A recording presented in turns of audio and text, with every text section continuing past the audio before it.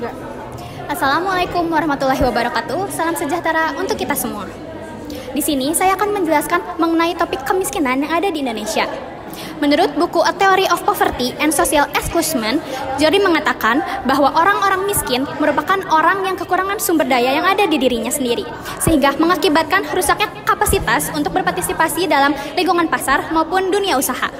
Lingkup kemiskinan ini akan terus terjadi dikarenakan pendapatan yang kurang sehingga tidak dapat mengakses sarana pendidikan, sarana kesehatan, dan juga memenuhi nutrisi dalam kehidupan sehari-hari sehingga menurunkan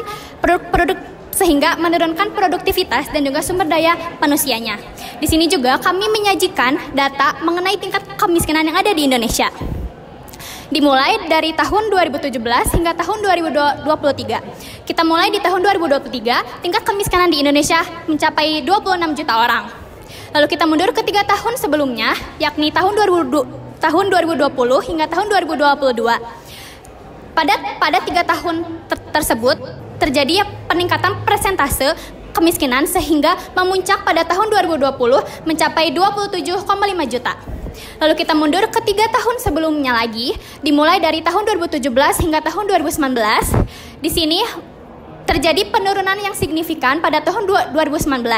Akan tetapi pada tahun 2017 terjadi peningkatan yang sangat signifikan kembali hingga mencapai 28 juta, sehingga tahun 2017 merupakan tahun yang persentasenya paling tinggi mengenai kemiskinan yang ada di Indonesia. Di sini juga kami akan menjelaskan mengenai faktor apa sih yang menyebabkan kemiskinan tinggi yang ada di Indonesia. Faktor yang pertama mengenai faktor sosial. Faktor sosial ini berdasarkan usia, gender maupun etnis. Lalu ada faktor yang kedua, yakni faktor individual.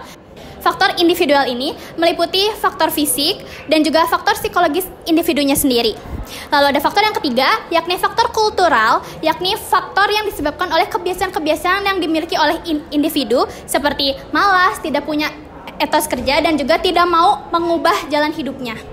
Lalu, apa sih upaya yang dilakukan oleh pemerintah untuk memberantas kemiskinan yang ada di Indonesia?